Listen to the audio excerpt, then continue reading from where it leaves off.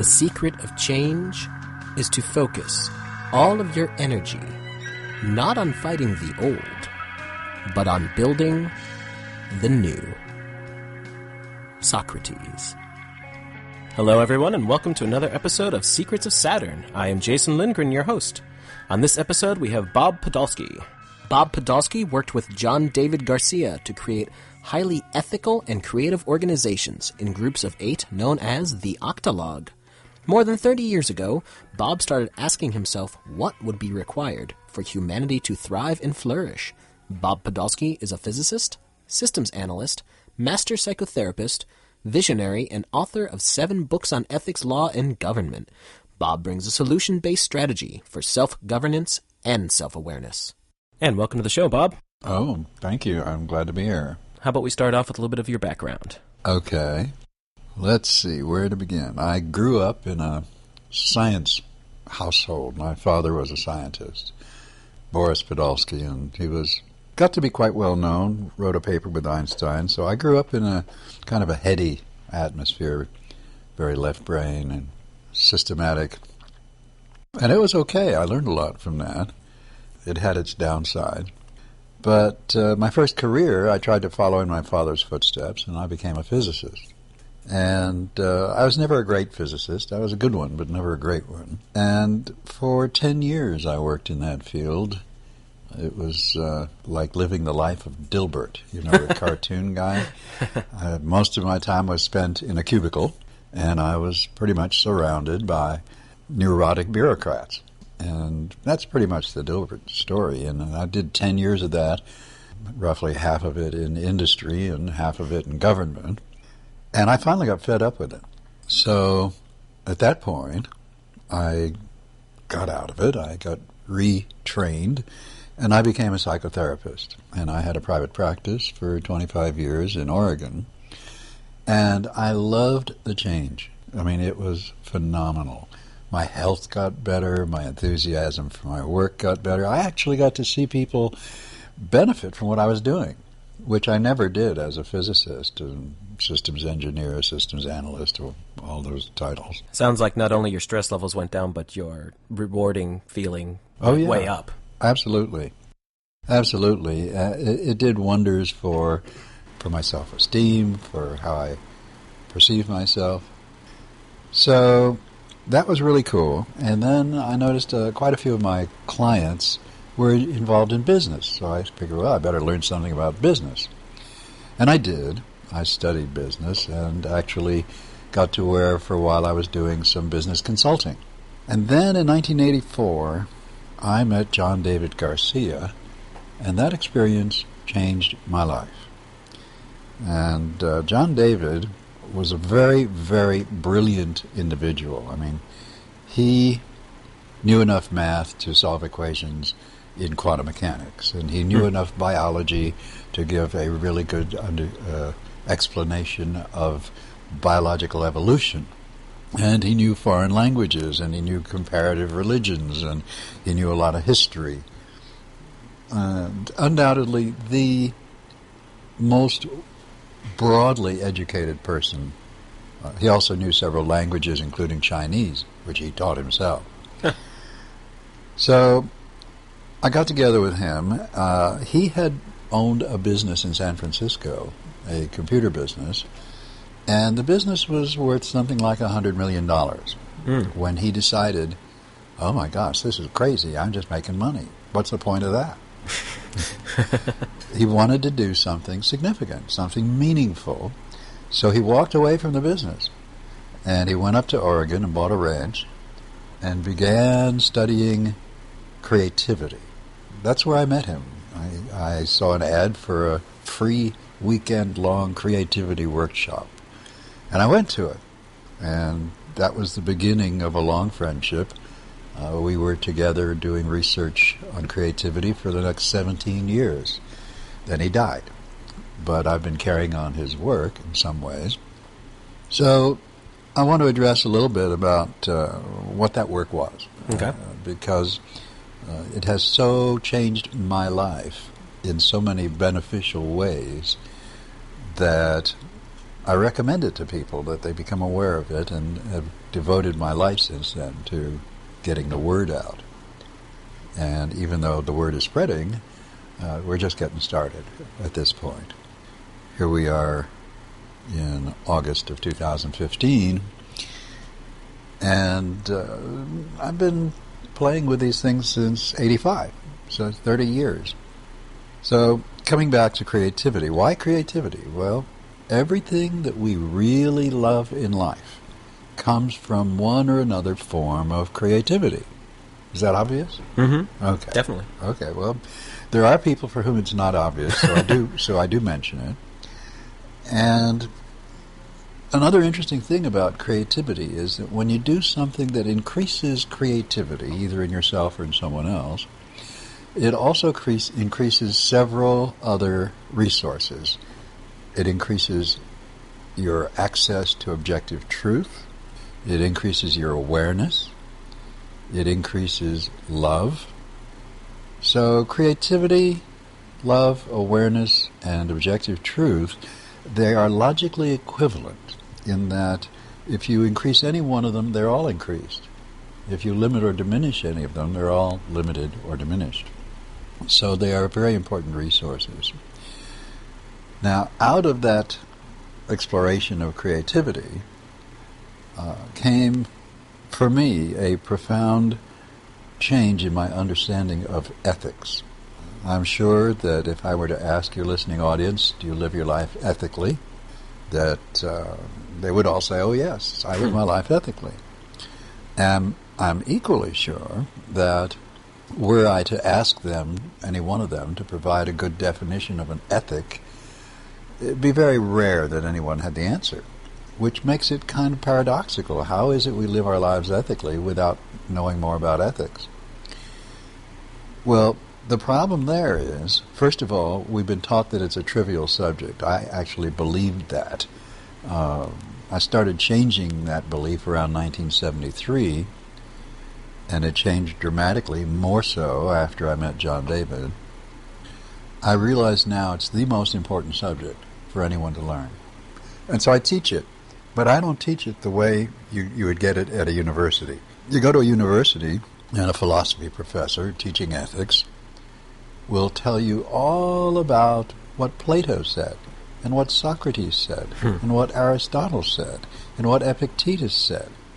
Mind you, I've been exposed to all that stuff, but most of it is filler.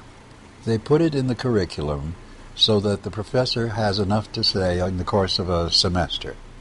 And most of it is not practical. I believe in practical ethics. I believe in learning the part of ethics that has immediate application and that allows us to live better lives on a day-to-day basis.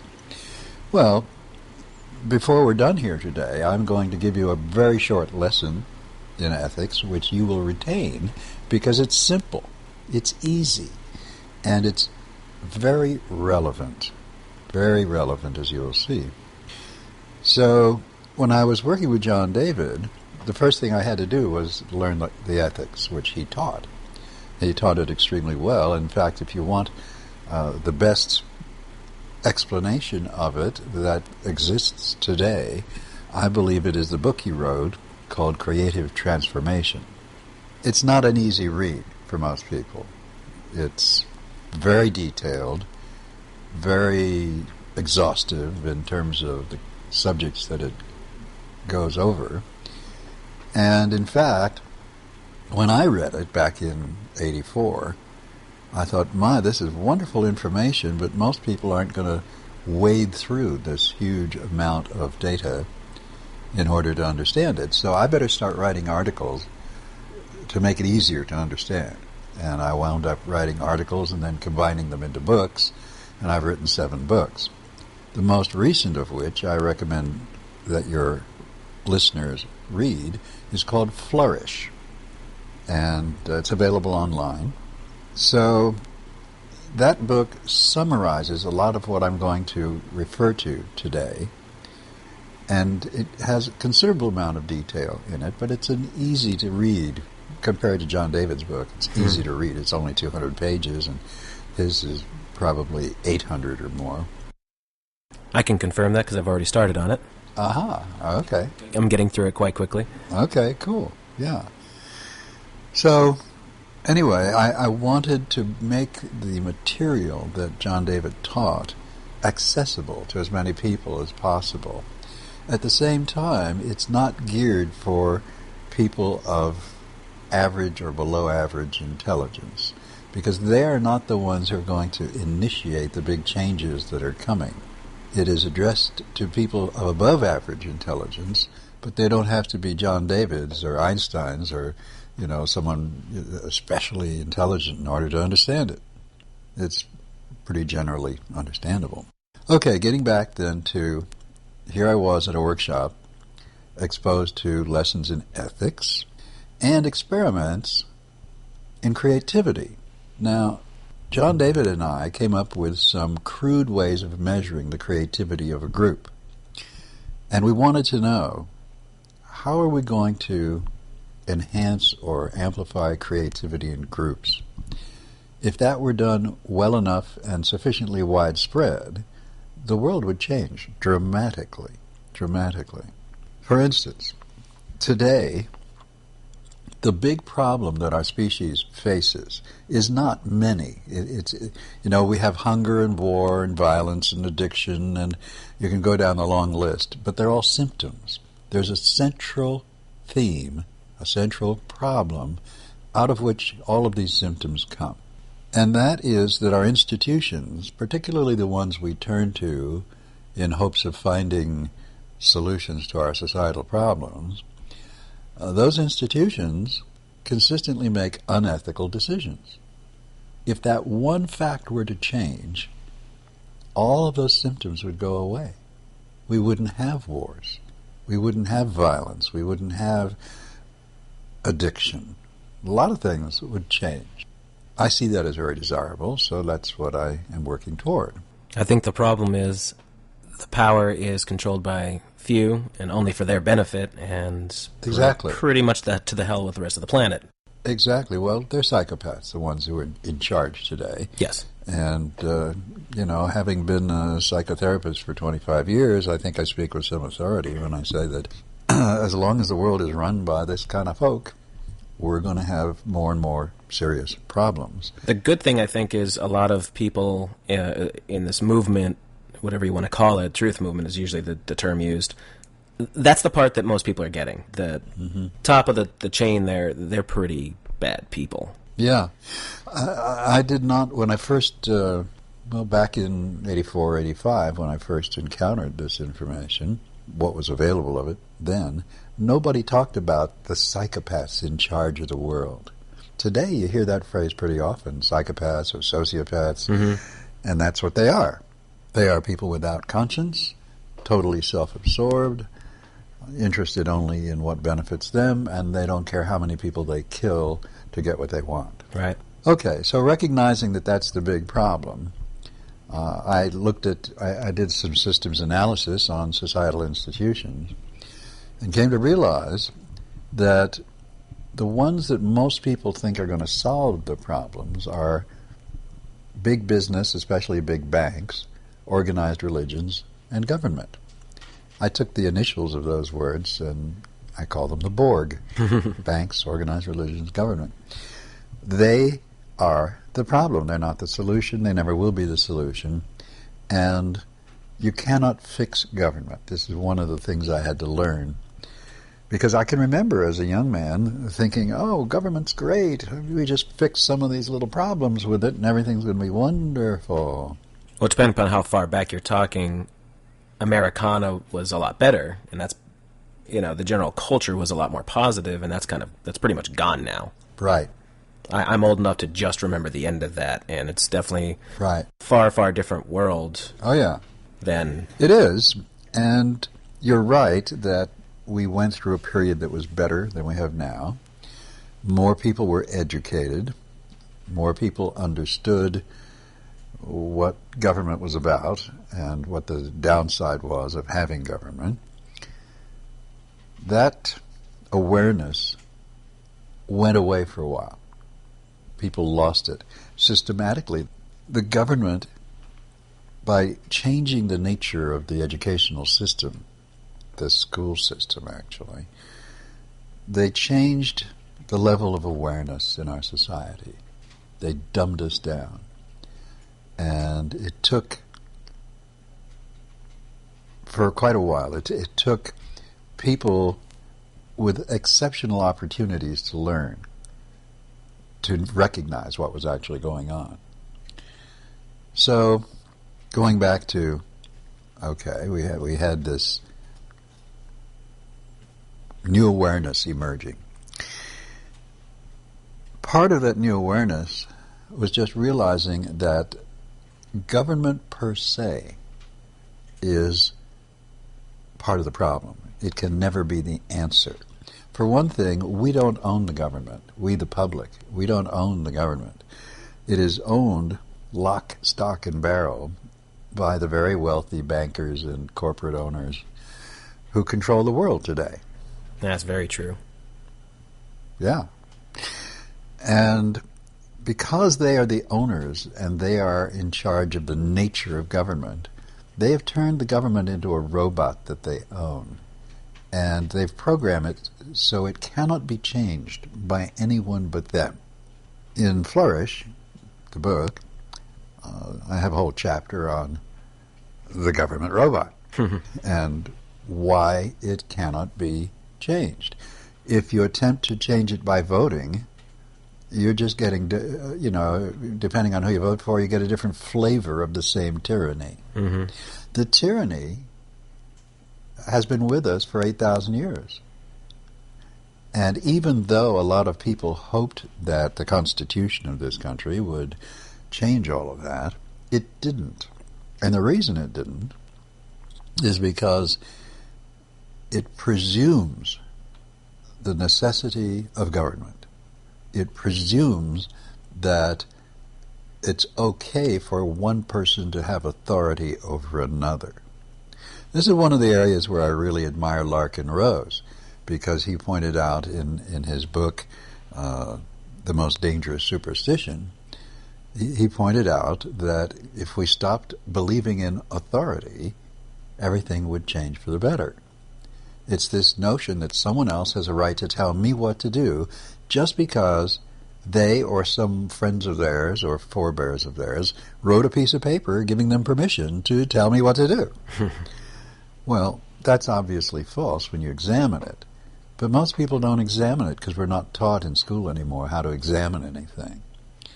And so the school system is very destructive.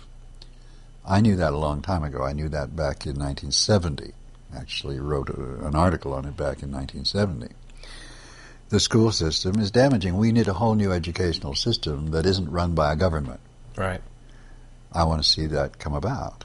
I think it's safe to say today they've gotten it to a point, especially with the new Common Core system, they have their hands in it so much so that it's just destroying critical thinking completely.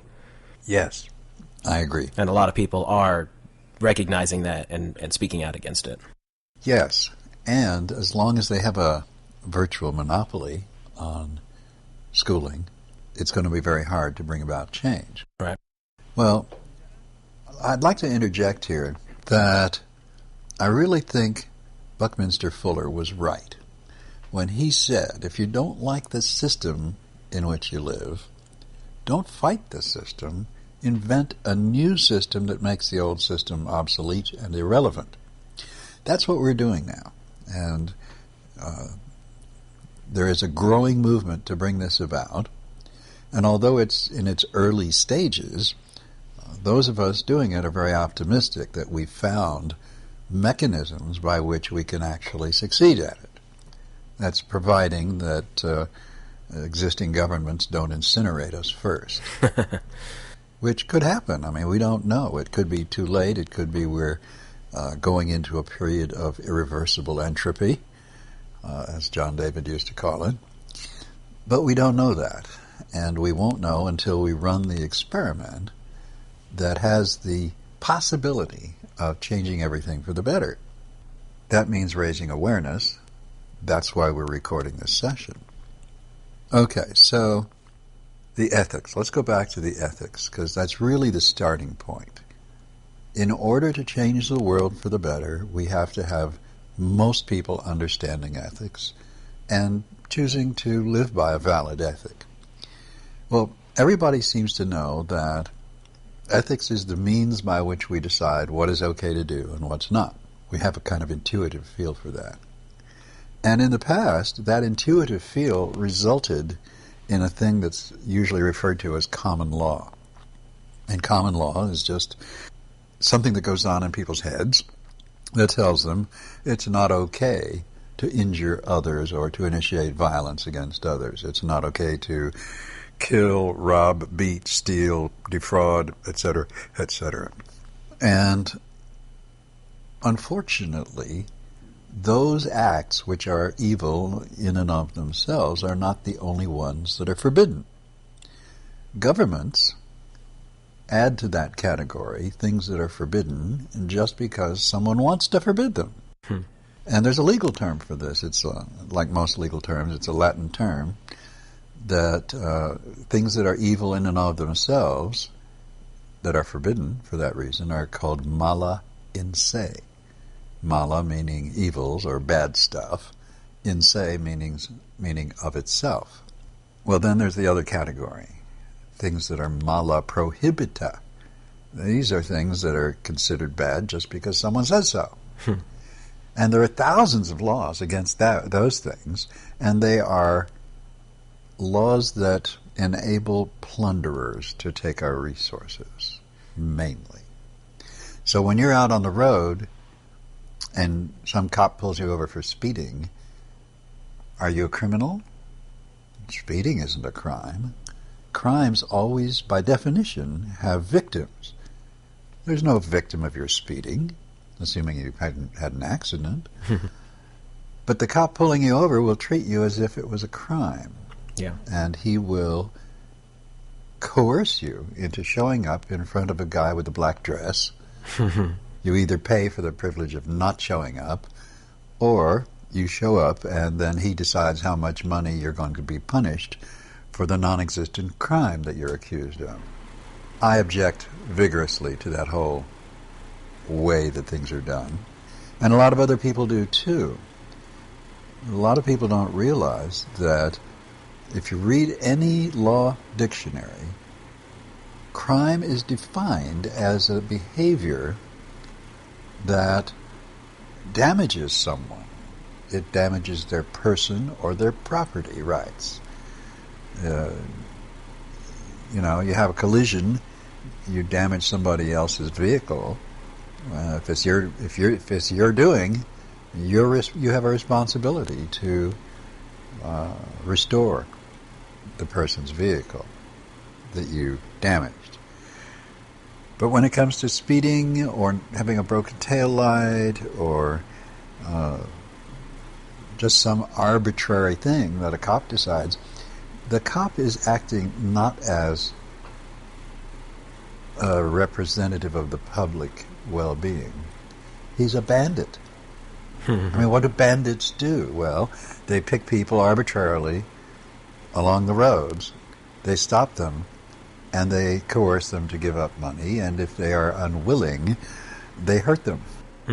Yeah. And we have pepper sprays and asp batons and tasers and guns and cages, all of these ways that you can be hurt for not towing the line. So, this is what is, and we want to create something different. It turns out that there's a key to doing something different. And it's easy to understand this key if you go back to this notion that authority is bogus. We're all born equal. Yeah, the Bill of Rights got that right. Well, where did we go wrong back historically?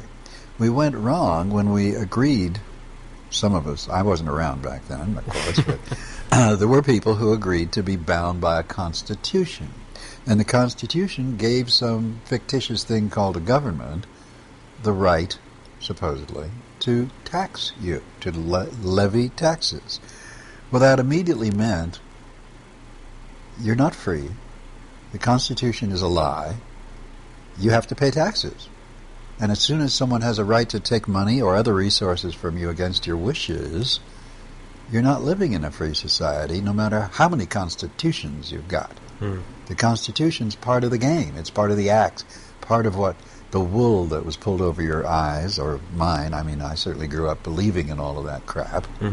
And in reality, it's just all crap. That authority was made up. It was invented.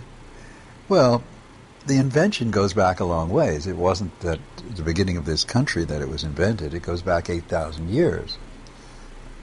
From historical and archaeological evidence, most people believe today, those who study such things, believe that government got invented about 8,000 years ago in Sumer, which is now southern Iraq.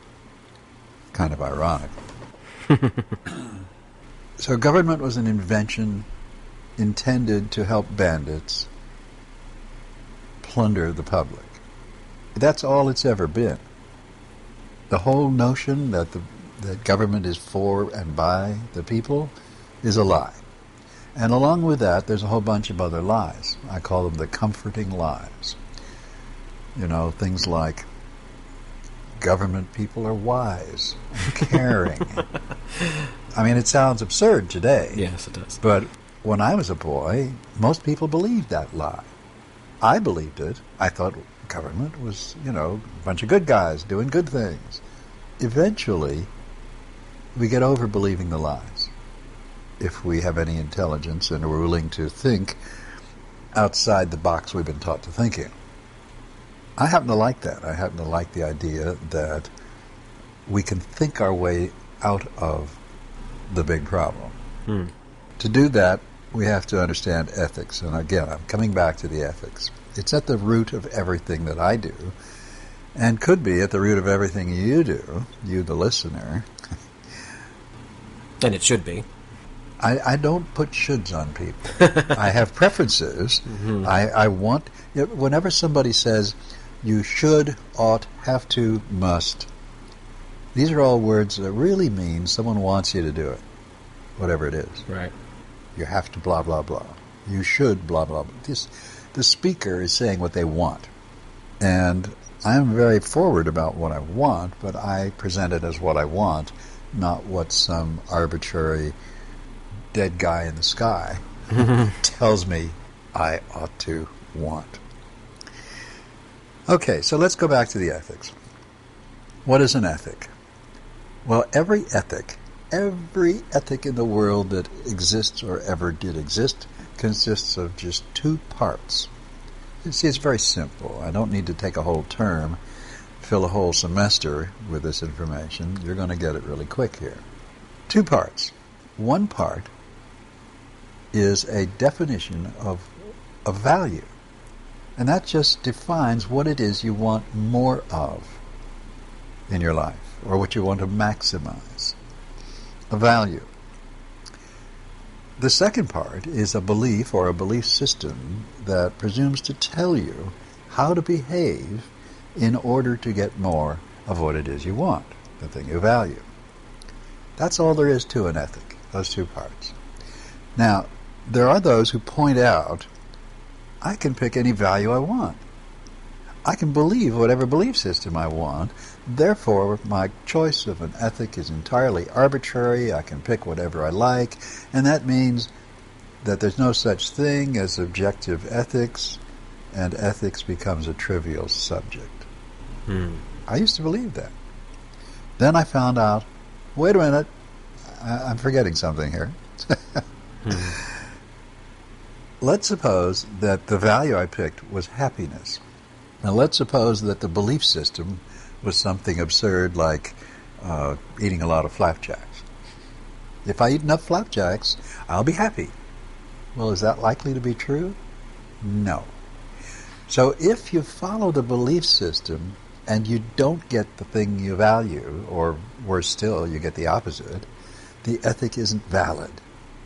So the important thing isn't just to have an ethic, which could be anything. It's to have a valid ethic. An ethic where, when I follow the belief system, I get more of something I really value. And it turns out that most things that people value are incapable of being the core of a valid ethic. Incapable. You have to pick a value that works. Well, I've already told you 4 of them that work. Awareness, love, objective truth, and creativity.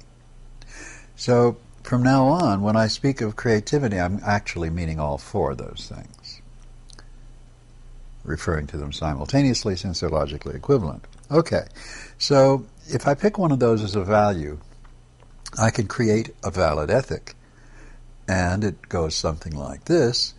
An act is ethical if it increases any one of those 4 resources, let's say creativity, for at least one person, including the person acting, without limiting or diminishing creativity for anyone. This turns out to be a valid ethic. And every valid ethic that I've run across in the 30 years that I've been studying this stuff turns out to be logically equivalent to that one. In that, if I use a different ethic that's valid, I arrive at the same behaviors in terms of what do I have to do to get more of the thing I value. Well, that definition turns out to be extremely powerful. And out of it, one can, simply by turning the crank of logic, one can derive a whole set of principles that are the means by which you can guide yourself ethically on a day-to-day, moment-by-moment basis. For instance, one of the principles, and for today's talk I'm only going to talk about 1 or 2, one of the principles is that it's impossible to achieve ethical ends by unethical means. That's not a matter of preference. That's not an opinion. It is a logical consequence of the definition that we started out with. Let me ask you, is there anything you can see about that definition of a valid ethic that you would find fault with? No, only the fact that a lot of people are selfish and would probably try and argue the point about promotion of self. To me, it's interesting that the most selfish people are the ones who put themselves out as being the most generous and who seem to outwardly care the most about their fellow man. And they turn out to, be communists and socialists who think it's perfectly okay to steal from people in order to meet their needs. I always thought that was ridiculous. It is. But that's the way it is. It goes back to early childhood experience. Well, honestly, I can't understand how people willingly subscribe to those systems. Just there are so many people who want to be communists and socialists, even as Americans. That just never computed right with me. Well, in a future discussion that we will have, I will explain how that experience of growing up to be a socialist or a communist comes directly out of particular experiences that children have between the ages of 6 months and 18 months. So there are psychological happenings, yes, that cause those triggers for later in life. Traumatic events that bring about attitudes and warped perceptions. That makes sense, though. It does indeed, and when we're ready to talk about that in detail, you'll see that people who have certain kinds of early childhood experience cannot help but grow up prone to the idea of socialism or communism because they feel cheated by life. And they were cheated when they were little. But they have generalized that feeling of being cheated to society at large and think someone owes me. I didn't get some goodies when I was little. Now somebody owes me. By God, they're going to give it to me, Right. whether they like it or not. That's the mindset that goes with that. We will, I'm sure, in future sessions, we will talk quite a bit about the personal aspects of the ethics and what it is that makes people so at odds with good ethics. But in the meantime, let's go back to, okay, now we have a definition of an ethical act. And by the way, it doesn't make sense to decide whether a person is ethical or not. It is people's actions, behaviors that are ethical or not. That's why we say an ethical act is one that, we define it. People may be prone to behaving unethically. That doesn't mean that they themselves are unethical. It just means their behavior is unethical. Right. Maybe they've been conditioned to act that way. Maybe they're ignorant of ethics. But we could be teaching ethics in grade school. I mean, I haven't said anything to you today that I couldn't say to a grade schooler, and they'd understand it. Very true. Unfortunately, as parents, we screw up our grade schooler children. For example, one of the things we do is we tell them that something we give them belongs to them. Okay, here's this toy that I bought for you. And the child goes, oh, wow, I own this toy, it's mine. And the next day, the same parent says, now you got to share that with your little brother. Well, wait a minute, it's mine, I thought it was mine. Well, it is yours, but no, it's not. You're borrowing it from the parent that really owns it. He controls what happens to it. But he's dishonest about it. And that is very confusing to a child. So we have to begin treating children ethically if they're ever to learn ethics. And they can learn it really early, really young. That's just one example of what parents do with a child that makes it harder for them to learn the ethics. Well, if the parents don't know the ethics, how are they going to teach it? Sure, yeah. Okay, so you cannot achieve ethical ends by unethical means, and because of that, every ethical means is an ethical end in itself. Not obvious, but true. A simple logical consequence of the definition we started out with. There's a whole set of principles like this. It's ethical to defend yourself, for example, against the threat of violence or aggression. Well, violence can kill you and reduce your creativity to zero, and if you don't defend yourself, you're allowing that to happen. It's not ethical to allow one person to reduce another person's creativity. So it's not ethical for you to permit it. And if you can do so without harm to yourself, you are ethically obliged to intervene. Okay, that has a lot of sub-consequences, but the basic idea is sound. Self-defense is good and defense of others is good. Since I have the right of self-defense, I can delegate that. I can say, okay, I'm going to hire a bodyguard because I'm old and weak and I'm infirm and I need someone to protect me, so I'm going to pay someone to protect me. Well, that's totally ethical, providing they act ethically. So self-defense is a good thing, and in fact, instead of creating laws that forbid us to defend ourselves and forbid us to carry weaponry that allows us to defend ourselves, we should be making laws that give more and more permission to self-defense, or maybe even support self-defense. There are actually a couple of towns where they've created a law that everyone has to own a gun. Mm-hmm. And I've heard that those are some of the safest places to be. I don't doubt that. I've had that experience myself. I've been to a number of events here in Arizona. Well, here in Arizona, we have the law on our side in that we can carry, it's called constitutional carry, which means we can carry a weapon, could be a firearm, and we can carry it either in hiding, concealed, or openly. It's legal. Well, I've been to Freedom Fest here in Arizona. I've been to Jackalope Freedom Festival. And at those events, at least half of the people there carry guns. And I felt really safe. Because if someone tried to mug me, there'd be a dozen guns pointed at him in about 5 seconds. Right. So... Well, statistically, that's totally backed up. The cities that are disarmed have the most crime. Right. New York, Washington, D.C., Chicago. Sure. They're the worst ones, and I think that speaks for itself. It does. Because the criminals know, there's exactly. a very, very strong likelihood that person does not have a weapon. Exactly. And I do. Exactly. That would be the place to go if you were a mugger looking for a victim. Mm-hmm. And that's what they do. In fact, that's been verified by interviewing a lot of people who were in prison who got caught for doing some of those things. And they were questioned about, well, how do you pick your victims? And they want the most helpless people they can find as victims. They just want to get what they want and move on. Mm-hmm. Okay. So we've got ethical principles.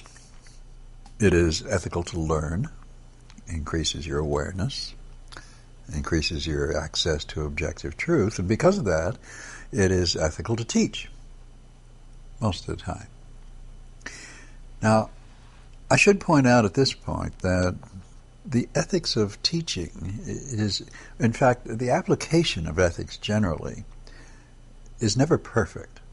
And by that I mean, when I make a decision that I'm going to do something, I do not know all of the facts that may have bearing on that decision. Let's say somebody comes to me and says, a young man, let's say, comes to me and says, Bob, I'd like you to teach me to read. Would it be ethical for me to teach him to read? There are people who say, yes, it would be, no matter what his intentions are, it would be ethical. But wait a minute. He then tells me, I want to read this book about how to make bombs. Because I've got some guys I want to go bomb. People who offended me, I want to bomb them.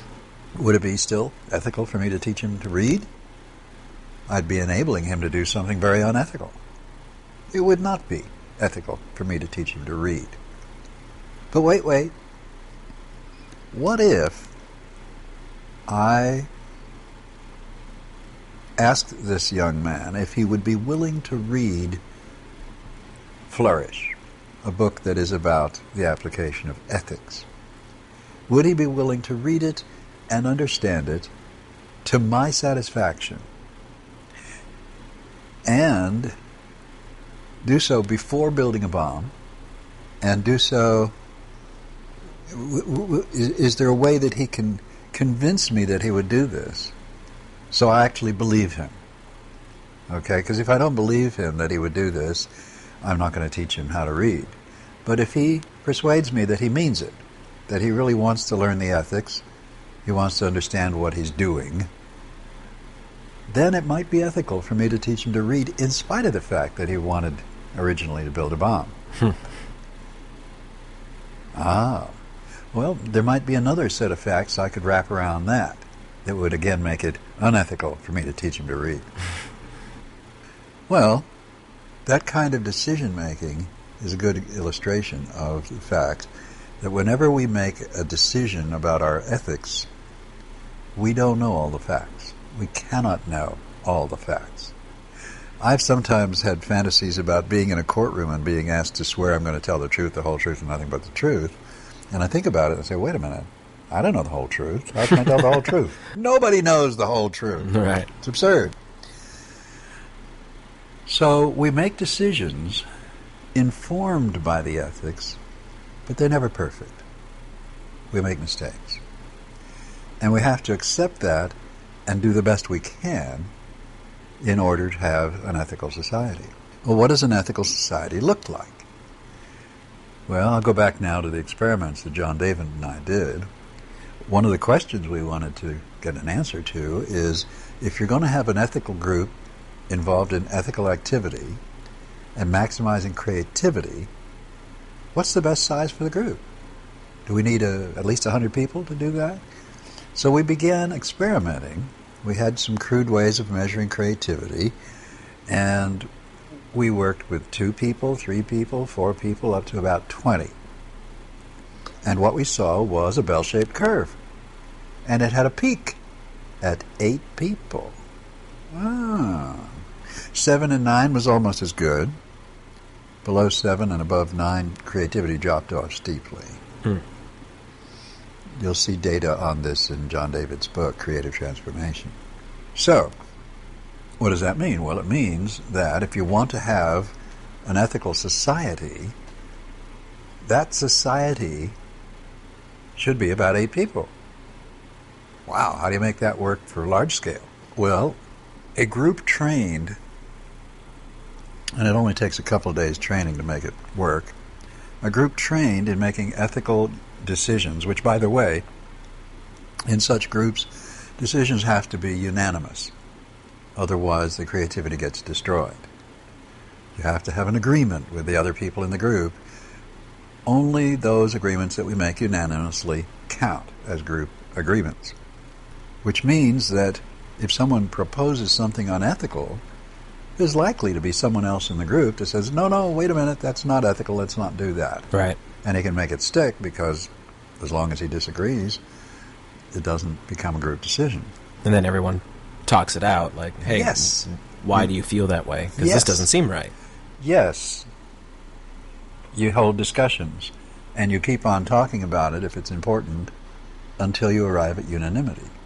There are some specific exercises that make it easier to get to unanimity. That's part of what I teach when I do workshops. Okay, so we've got a group of 8 that make unanimous decisions who have picked an ethical purpose for associating with each other. And the next thing was, what's the best ratio of men and women? Well, we experimented with that. Found out that the closer to equal, the better. So you could have 3 and 4, making up 7. You could have 4 and 5, making up 9, or you have 4 and 4. Go outside those limits, and again, the creativity drops off steeply. Okay, so now we've got small groups, balanced numbers of men and women, unanimous decisions, and there's one other piece that we found that is crucial, and that is the people in the group must be willing to give and receive feedback from one another.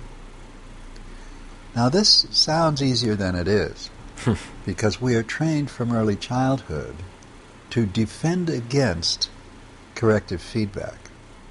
This is the cause of bureaucracy. Bureaucracy, by definition, is the systematic elimination, destruction, or avoidance of corrective feedback. It takes a few moments to think that one over, but you'll find there's no better definition than that one. And if people are not giving each other corrective feedback, they're going to be bureaucratized as a group, and they will make unethical decisions as a group. So it's very important that people learn to put aside their defense mechanisms, their neuroticisms, their sensitivities to certain things, and be willing to hear feedback and make use of it. Because if I give you feedback that says, hey, maybe you'd be better off doing this instead of that, you're better off listening, recognizing that I mean well, I'm attempting to give you information that will increase your creativity, instead of going, oh no, that can't be, I'm not like that, or some words to that effect. So lowering our defense mechanisms becomes part of what we have to learn to become really good at this stuff. That can be learned. That is, as a matter of fact, the core concept of psychotherapy is learning to lower one's defenses and, of course, learning to recognize when it is safe to do so.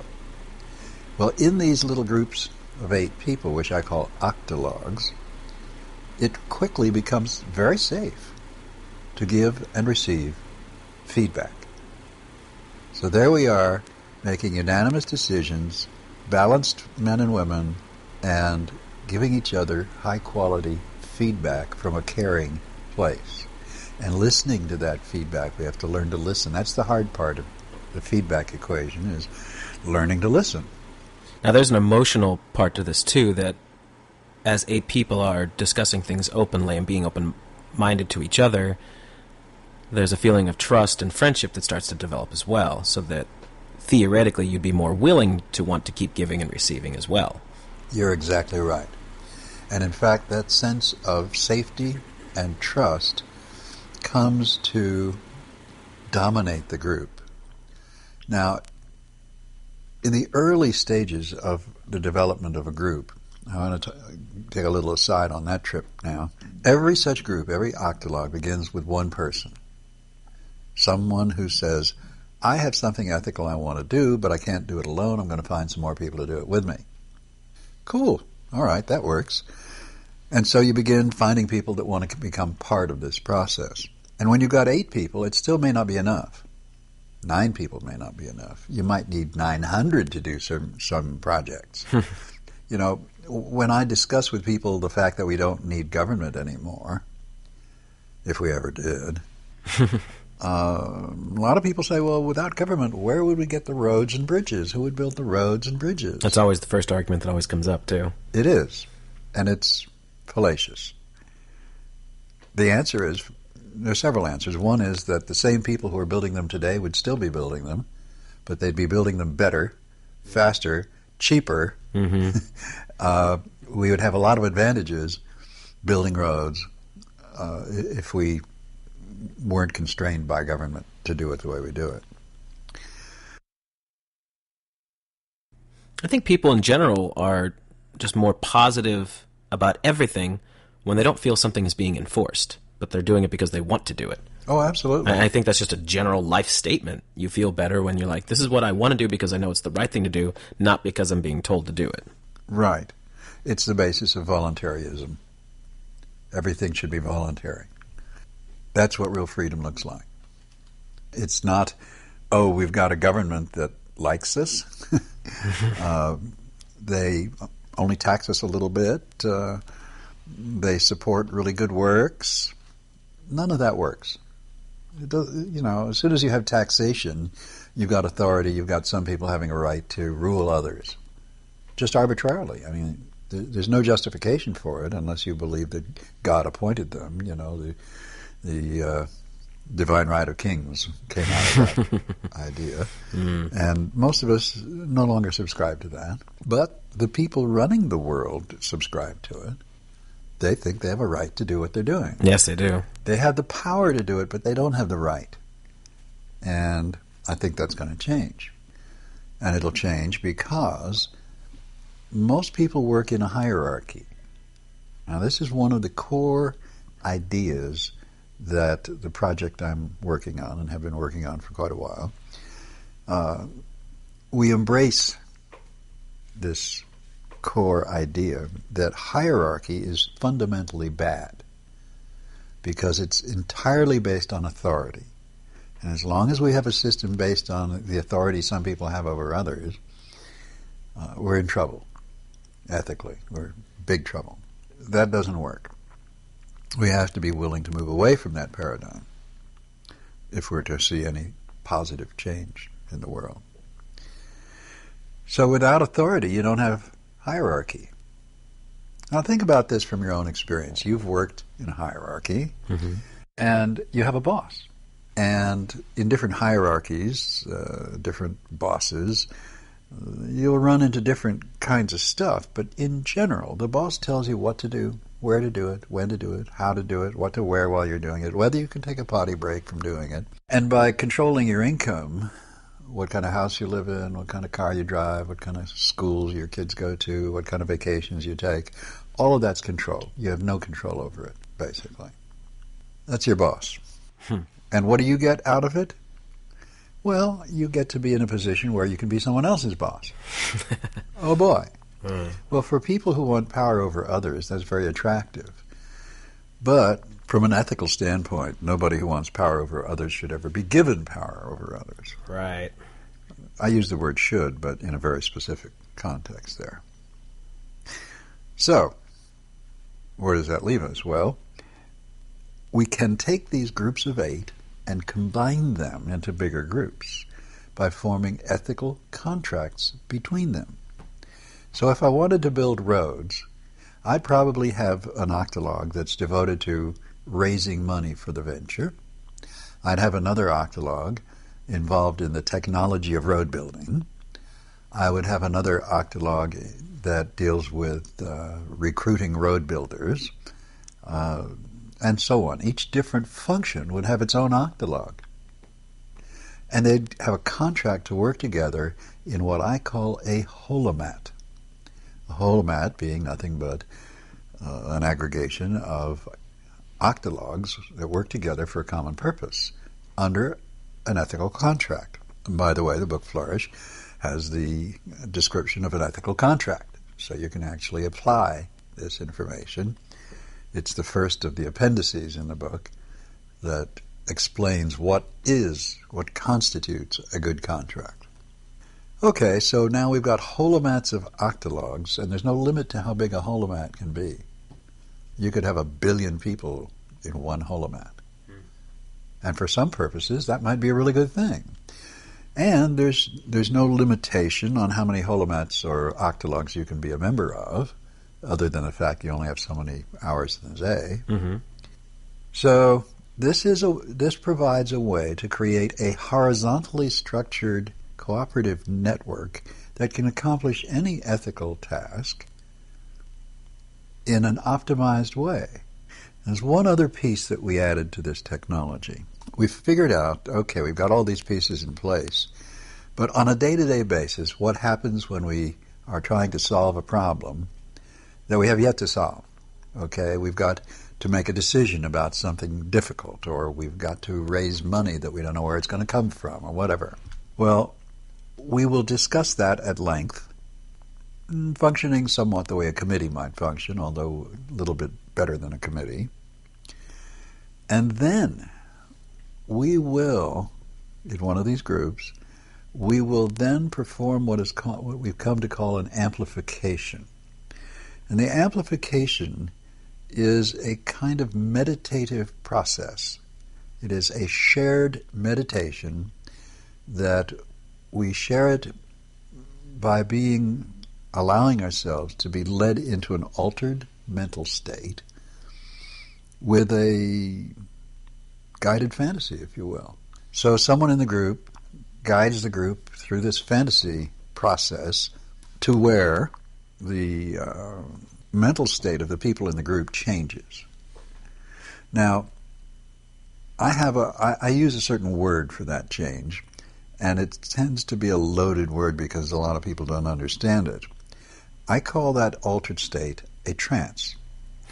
Now, partly I do that because I used to do a lot of Ericksonian hypnosis. I know something about trance. When you pay attention to your experience, in your normal state of awareness, you're not in trance. But as soon as you pay attention to your experience in some other way than what you usually do, you are in trance, by definition. So it's just an alteration in how you pay attention to what you see and hear and feel, which makes up your experience. So we have a way that a group, even a bigger group, but we usually do it with 8 or 9 people, we have a way of going into a shared trance state in which the creativity of the group is greater than the sum of the creativities of the individuals in the group. In other words, it's a synergistic process. And it's a little bit mysterious. I mean, for some people, it has kind of a spiritual component to it. I tend not to see it in that particular light, but it doesn't matter. The process is what it is, and it works. An amazing new awareness will come into being during an amplification session. There are a couple of very basic rules that people in those sessions follow. One is, if I get an idea, a new idea, and I'm thinking about sharing it with a group, initially I don't do it. I sort of mentally push the idea away. No, I'm not going to say that. If that same idea recurs, I am obliged to share it, no matter how strange, weird, bizarre, obscene, strange it turns out to be. And it turns out that some of the strangest ideas turn out to be the most useful and most creative when we examine them later on. Frequently, when people come out of that altered state, they don't remember what they said or what anyone else said. So we record them, and later on we play it back to extract from that session the useful information. That works. And we get pretty amazing results from that. Okay, so what I've given you now in this brief session has been an overview We have an ethical standard. We have a means of organizing groups of any size for any ethical purpose. We have criteria for how those groups interact with themselves and how they work on a person-to-person basis. And we have some organizational principles that allow us to pick what our group is going to be involved with and how we're going to associate with other groups. All of that, hopefully, will lead inevitably to, among other things, teaching people in our society how to be there for our children. See, that's an important piece. How we raise our children is important, because if we keep doing it the way we've been doing it, no amount of holomats of octologs is going to make a difference. Part of what we have to do if we're going to succeed as a movement is we have to learn how to treat children respectfully. Agreed. So that's it for now. This is, I guess something I could add is most people don't really understand the nature of government. They think it's something benign when it isn't. Right. It is very not benign. Government is, by its nature, any government is a power brokerage cartel. By power brokerage, I'm referring to, for instance, if I set myself up as king, I might say to you, Jason, how'd you like to be my tax collector? I will put my police and my military at your disposal. You go out and collect taxes, and you get to keep 10%. That's power brokerage. Mm-hmm. I'm delegating authority to you, which, of course, is made-up authority. You know, I've convinced my neighbors that I have the divine right of kings or some such craziness. Right. And I will delegate authority to you for which you are rewarded by exercising that authority. Well, that is power brokerage. What makes it a cartel is that a cartel is a shared monopoly that exists for only two purposes. None of them very friendly to the public. One purpose is to maximize the profits of the members of the cartel. Right. And the other purpose is to maintain the monopoly role of the cartel in whatever the industry happens to be. Right. In this case, power brokerage. You need to be aware that for every single activity that you require a license, if there's some government, federal, state, county, municipal, if there's a government that requires you to be licensed to do something, that activity is controlled by a cartel. Mm-hmm. Because that's what cartels do. They contract with government agencies to enforce their rules. Because you can't do a certain thing unless they say it's okay for you to do a certain thing. Yes, you're getting their permission, and it costs you to get the permission. Of course. They don't want you to compete with them, so they put hurdles in the way of your joining the group. They make it difficult to compete. And they can only do that because there are thugs with badges and guns who will come out and make your life miserable if you disobey. Right. So that's the nature of the cartel, and the power brokerage cartel is the nature of government. And the government is owned lock, stock, and barrel by the ultra-wealthy. Mm-hmm. You can't control it. You know, a lot of people whom I respect, like, for example, Ed Griffin, mm-hmm. He wrote the Creature from Jekyll Island. Yep. Brilliant book, and he did a brilliant speech that you can download online, about 45-minute explanation of the... yeah, I've seen it. It's wonderful. It is. Detailed. It is. And but his notion of how to fix the world is for us to get ourselves in positions of power, to infiltrate the power system by becoming officers in corporations and getting ourselves elected and so on and so forth, to become freedom-loving people who happen to be part of the system. It doesn't work. I tried explaining it to him one time, and he stopped communicating with me because he didn't want to hear it. And yet, government is a robot. If you get yourself infiltrated into government and you want to make a real change, well, for starters, you'll be ignored. you won't get any traction in terms of support for your ideas. You'll be isolated you'll be a member, but not able to do anything. You have to sell your soul, in effect, to become influential. And beyond that, if you still manage to be somewhat influential, like, say, Ron Paul, you find that you are excluded from maximizing the power that you can control what goes on. You can't turn it into an ethical society simply because you're not allowed. No, they'll just blatantly ignore you if you're trying to do things. They'll ignore you or kick you out, or get someone else elected, so to speak. Or, let's say they kick you out, and you still manage to nip at their heels, they'll have you killed. A lot of people have been assassinated in the last few years in that way. And more people are becoming aware that some of our best people are getting assassinated.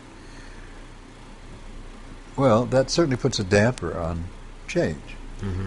This becomes another good reason to become a part of this Titania project, because more and more people are going to want to be part of an octologue instead of part of a hierarchy. Yeah. I mean, think about it. In the hierarchy, you've got the boss telling you all this stuff. As an option, you join an octologue as an equal. You have as much to say about what the group does as anyone. You're treated ethically instead of unethically. You get to be, as you pointed out, close to the people in your group. You develop a high level of trust. Usually you also wind up with a social relationship with them because you like hanging out together and you have a lot in common. And in fact, when you go to work in such a setting, instead of going in the morning, instead of going, oh God, I've got to go to work, instead you wake up and say, wow, I get to go to work today. You know, you have some enthusiasm for what you're doing in your life. Your life has meaning to you. That is definitely a better lifestyle. Absolutely. Who would stay in the pyramid if they could join an octologue instead? So, as I see our job, and I'm including you in that because we're so aligned in our purpose, our job is simply to make that opportunity available to as many people as possible as quickly as we can. And your recording discussions such as this is a big step in that direction, and I applaud you for that. And I'm looking forward to our having a lot more such sessions on the various specifics. I also want to invite our listeners to connect with us with their questions. I will leave it to you to provide the information necessary for them to either call in or email in with questions. I'll provide the links on the description. Excellent. And if you want to give out your websites now just so they can hear it up front, go right ahead. My primary website is called titanians.org. TITANIANS.org. And I have another website that I have just put up the skeleton of. It is not yet fully functional, but it will be, and you might want to watch it. It's called creativeconsultingservices.com. And between those three words there are hyphens. Creative Consulting Services. This is the business arm of the Titania Project. So when you go to titanians.org, you're not going to see many ads. You're not going to, the only thing on there for sale is the book, Flourish. We've been very careful not to monetize that site. This will not be true of Creative Consulting Services because we're actually selling consulting services.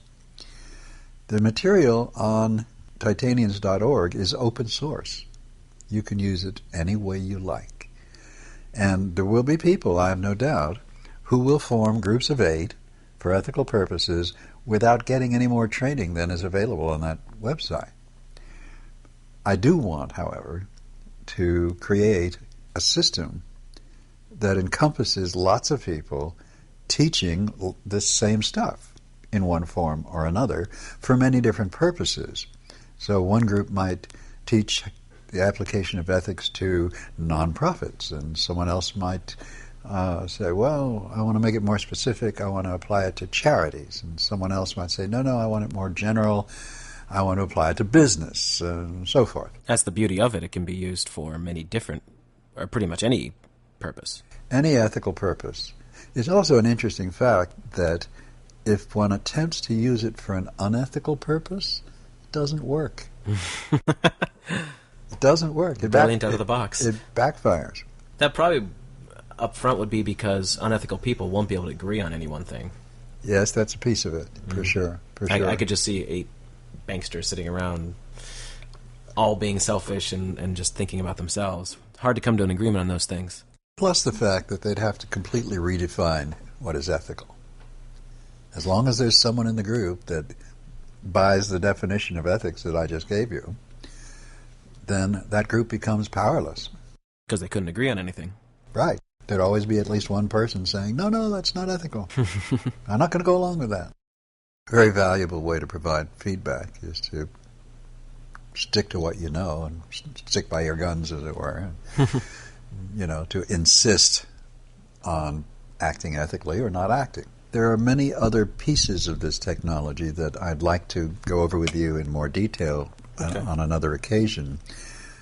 Each of the primary logical consequences of the ethic or principles, there's 14 of them, and each of them is worthy of discussion on its own. So in the weeks to come, what I'd like to do is for us to sit down and actually define what are the chunks of information we want to put together this way and map it out and go ahead and create it. All right. So I thank you very much for this. This was a wonderful conversation, extremely informative, and I definitely encourage everyone to look into what we've been discussing. And that's it, folks. We'll see you soon.